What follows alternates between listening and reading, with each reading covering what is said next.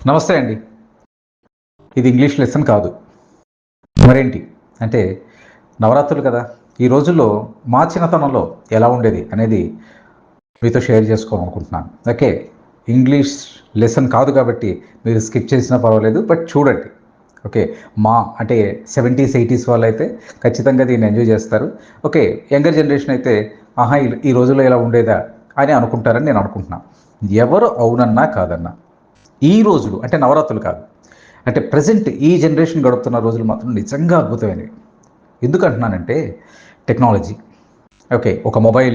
ఒక మొబైల్ లేకపోతే books చదువుకోవటానికి కిండల్స్, tabs ఎక్కడ వరల్డ్‌లో ఉన్నటువంటి ఏ కార్నర్‌లో ఉన్నటువంటి లిటరేచర్‌ని కూడా మనం చదివేసుకోగలుగుతున్నాం ఈరోజు.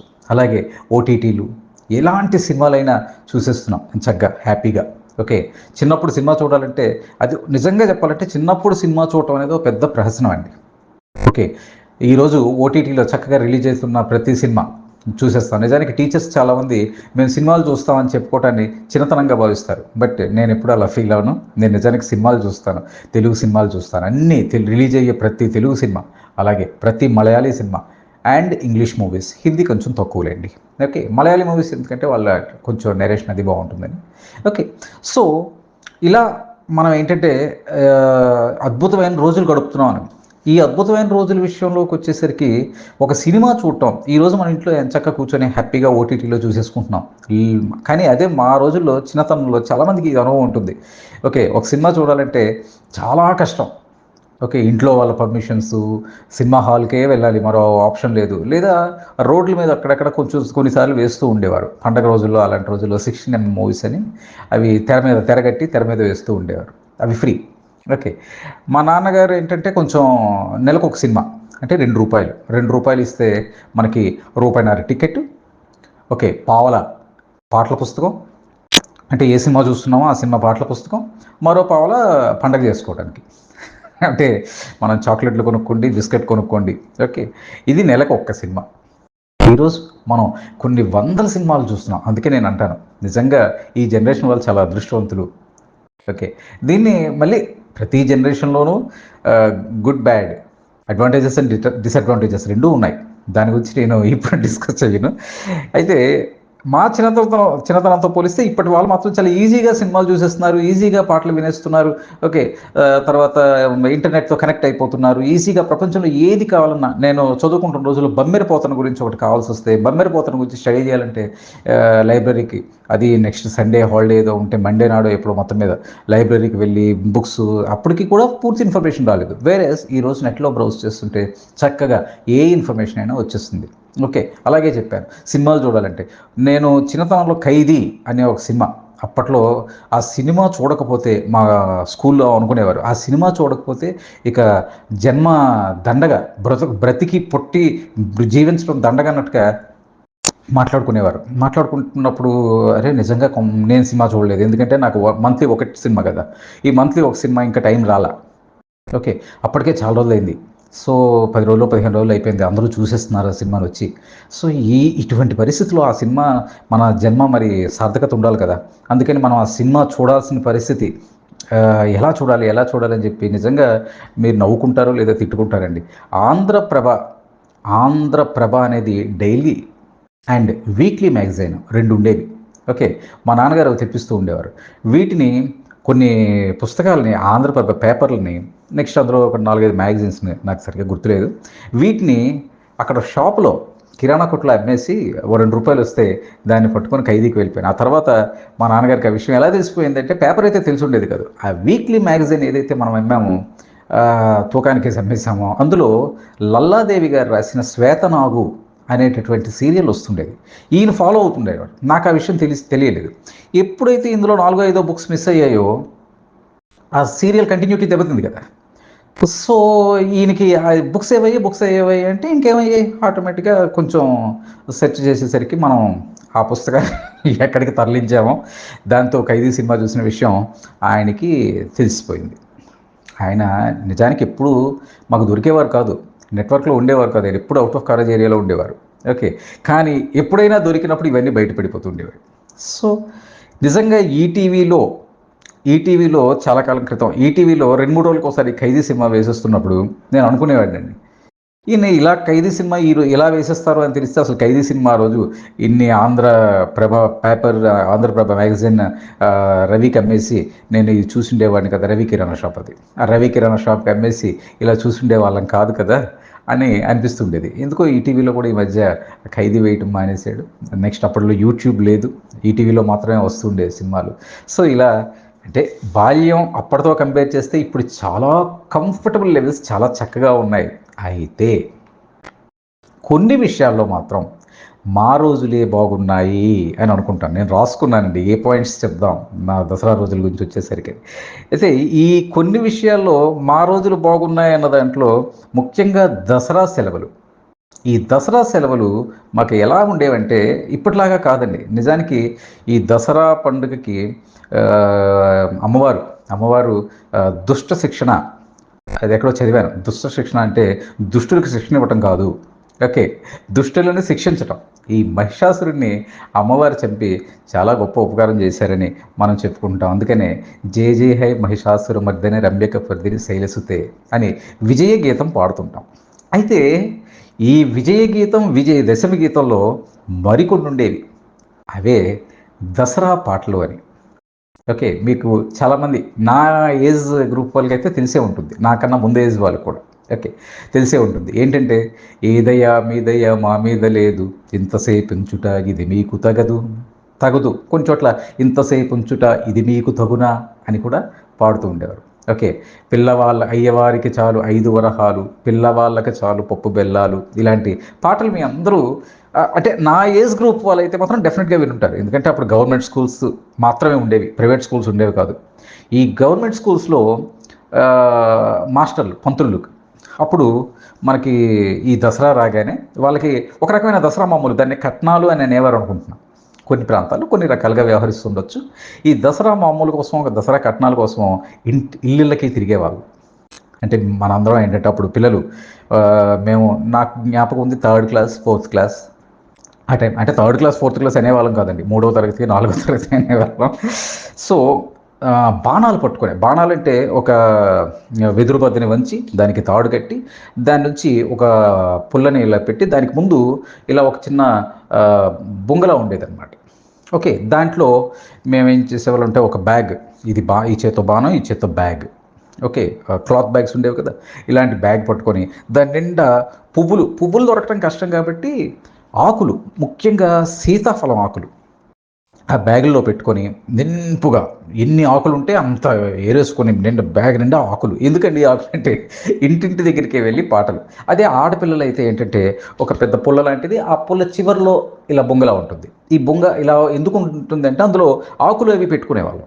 ఆకులు అవి పెట్టి ఈ బాణాన్ని ఆ చివరిలో ఇందులోంచి ఆకులు తీసి దాంట్లో పెట్టి ఇలా కొడితే ఈ ఆకులు వెళ్ళి వాళ్ళ ఇంటి గుమ్మం ముందు, పువ్వులు ఆకులు వెళ్ళి అది ఇంటి ముందు గుమ్మం మీద పడతాయి. ఒక రకంగా ఒక ఇంటికి వెళ్ళి ఈ పాట పాడి ఆ ఇంటి దగ్గర నుంచి బయటకు వచ్చేసరికి వాళ్ళు ఏదో కట్నం ఇస్తే, ఓకే, ₹2, రూపాయో, ₹3, ₹4 కట్నం ఇస్తే అది మేషార్ తీసుకొని, ఓకే, మనమే తీసుకొని మేషార్ చేతికి ఇస్తే ఆయన జోబులో పెట్టుకుంటే ఇదంతా ఒక ఎత్తు అయితే అంతసేపు ఈ ఆకులు పువ్వులు కొడుతూ ఉంటాం.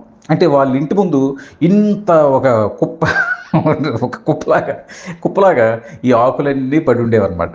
ఓకే, అది చాలా ఈ దసరా పాటలు అనేవి నిజంగా ఈ తరం పిల్లలు, నేనైతే ఈ తరం పిల్లలు అది మిస్ అవుతున్నారని అనుకుంటున్నాను. ఎందుకంటే ఒక కొత్త బట్టలు వేసుకొని ఈ బాణాలు, ఈ జెండా లాంటివి పట్టుకొని, ఓకే, ఇన్ని బ్యాగులు నిండా ఆకులు ఇవన్నీ పట్టుకొని, ఓకే, వీటన్నిటినీ తీసుకొని మనం వాళ్ళ ఇంటికి వెళ్తూ ఒక్కొక్క ఇంటికి, ఆ ఇంట్లో ఎంత సరదా అసలు చెప్పాలంటే అప్పుడు సరిగ్గా తెలిసేది కాదు. కానీ ఇప్పుడు తలుచుకుంటుంటే ఆ పాటల్లో ఉన్న అర్థం, ఫర్ ఎగ్జాంపుల్ ఇప్పుడు మనకి అదేంటి ఏదయ్యా మీదయ్యా మా మీద లేదు, ఇంతసేపు ఉంచుట ఇది మీకు తగదు అని ఒక ఇంటి దగ్గరికి వెళ్ళి ఎవరి ఇంటి దగ్గరికి వెళ్తే వాళ్ళు పాట పాడాలి.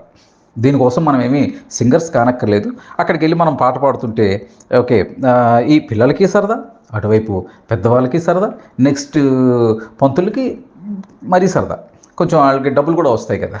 ఓకే, సో ఇలా ప్రతి ఇంటి ముందు ఈ పాటలు, లక్ష్మీదేవిని కలెక్ట్ చేసుకోవటం, ఇలాంటివన్నిటిని, ఇదంతా ఒక ఎత్తు అయితే అయ్యవారికి చాలు 5 వరహాలు, పిల్లవాళ్ళకి చాలు పప్పు బెల్లాలు. నిజానికి ఈ పప్పు బెల్లాలు, పిల్లవాళ్ళకి చాలు పప్పు బెల్లాలు నాకైతే మా చిట్టిబాబు మేషారు కానీ, మా భగవాన్ మేషారు కానీ మాకెప్పుడు పప్పు బెల్లాలు ఇచ్చినట్టుగా జ్ఞాపకం లేదు. ఓకే. 5 వరహాలు అనేది మరి వాళ్ళకి ఎంత అందేదో సరిగ్గా గుర్తులేదు కానీ మొత్తం మీద అయితే ప్రతి ఇంట్లో ఇచ్చేవారు. ఇవ్వడానికి ముందు ఎన్ని కష్టాలు, అది ఇవ్వకుండా ప్రతి పేరెంట్ వెళ్ళగానే పాట పాడగానే ఇచ్చేసేవారు కాదు. ఆ రోజుకు తప్పించుకోవటం పాపం ఆ రోజుల్లో మరి వాళ్ళకి ఏం కష్టాలు ఉండేవో, వాళ్ళకి ఏ ఖర్చులు ఉండేవో తెలియదు కదా. సో మనం వెళ్ళగానే రేపిస్తాం, మాపిస్తాం. దీనికి కూడా మళ్ళీ మనకు పాటలో బాగా ఉందండి. ఇక్కడ కూడా వీళ్ళు రేపు మాపు ఇస్తామంటే మరి అమ్మో మాస్టర్ గారు వచ్చేస్తున్నాడు పిల్లల్ని వేసుకొని అని. దానికి కూడా మళ్ళీ ఈ పాటలో ఉంది, దసరాకు వస్తేమని విసవిసలు పడకు అని చెప్పి. అంటే ఈ పాటలో ముందే ఊహించేస్తున్నారు, దసరాకు వస్తామని విసవిసలు పడకంటే అప్పుడే కోప్పడకు అని చెప్పేసి మనం వెళ్ళగానే ఈ ముందరకాయలకు బంధం అనమాట. ఓకే. సో ఈ ఈ పాటల రూపంలో మనం వెళ్తున్నప్పుడు అందరూ వెంటనే డబ్బులు ఇచ్చేసేవారు కాదు. ఇందులో మళ్ళీ ఈ పాటల్లో కూడా ఏంటంటే ఇదేంటది, చేతులు లేవనకు అప్పెవ్వరనకు, ఇరుగు పొరుగు వారు ఇస్తారు సుమ్మి. ఓకే. అన్ని రకాలుగా ముందరకాలకు బంధం, దసరాకి వస్తామని విసవిసల పడకు, చేతిలో లేవనకు ఇవ్వలేమనకు, ఇరుగు పొరుగు వారు ఇస్తారు సుమ్మి. అంటే ఏ రకంగానైనా నువ్వు డబ్బులు లేకపోయినా, కోపం వచ్చినా, మరో రకంగా వచ్చినా, ఏ రకంగానైనా నువ్వు డబ్బులు ఇచ్చి తీరాల్సిందే. ఈ పాటల్లో అంటే ఎంత చక్కగా ఇది చేసుకుని ఇంటి దగ్గరికి వెళ్ళగానే కోర్స్ చాలామంది ఇళ్లలో ఎంతో కొంత ఇచ్చేసి పంపించేద్దామని వాళ్ళు కూడా ఉంటారు. అంటే ఆ రోజుల్లో బహుశా పావలా ₹10 కూడా ఎక్కువే అనుకుంటా. దానికి కూడా మళ్ళీ ఈ పాటలో ఉందండి. ఆ పాటలో మనకి పావలా బేడైతే పట్టేది లేదు, ₹1 అయితే అంటేది లేదు, ₹1 అయితే పుచ్చుకుంటాము. అంటే మళ్ళీ ఇందులో కూడా పావలా బేడలు యాక్చువల్లీ నా జనరేషన్లో నేను చూడలేదు. పావలా అయితే పట్టుకునేది లేదు, ₹1 అయితే అంటుకునేది లేదు, ముప్పావలా అయితే ముట్టేది లేదు, ₹1 అయితే పుచ్చుకుంటాము. చూడండి, రూపాయి అయితే పుచ్చుకుంటాం. అయితే మా జనరేషన్కి వచ్చేసరికి పాట అలాగే ఉన్నా నిజానికి రూపాయలు పోయాయి. ₹2, ₹5 వచ్చేసాయి. అంటే ₹2 నోటు ఉండేది. ఆ ₹2 నోటు, ₹5 నోటు ఉండేది. ఓకే. మా విలేజ్లో మా ఇంటి దగ్గరికి వచ్చేసరికి ఏంటంటే మా అమ్మే ఉండేది తప్ప మా నాన్నగారు ఎప్పుడు, ఇందాకే చెప్పాను, ఆయన ఎప్పుడూ అవుట్ ఆఫ్ కవరేజ్ ఏరియాలో ఉంటారు. ఓకే. నెట్వర్క్ దొరకరు ఆయన. సో ఆయన ఎప్పుడో మనకి 15 రోజులకో 20 రోజులకో ఆయన మనకి దొరుకుతూ ఉంటారనమాట. ఆ దొరికినప్పుడు ఆయనకు ఒక వరం ఉందండి. దేవుడు గొప్ప వరం ఇచ్చాడు మా నాన్నగారికి. ఏంటంటే ఆయనకి పిల్లల్ని పుట్టడం అంటే మహాసరదా. ఓకే.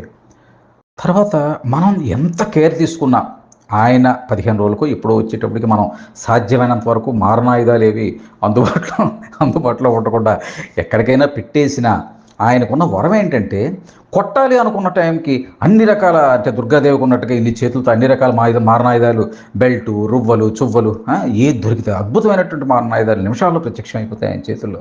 దాంతో నిజానికి బాడీ మసాజ్ ఎలా ఉంటుందంటే మా నాన్నగారు చేసే బాడీ మసాజ్ అండి ఒక రకమైనటువంటి, అంటే ఒక రకంగా ఈరోజు ఇంత గట్టిగా ఉన్నామంటే ఆ మసాజ్ వల్లేమో అనిపిస్తుంది. సో ఏదైనా ఎంత అద్భుతమైనటువంటి రోజు ఇప్పుడు మనం గడుపుతున్నాం, ఎంత కంఫర్టబుల్ జోన్లో మనం ఉంటున్నాం.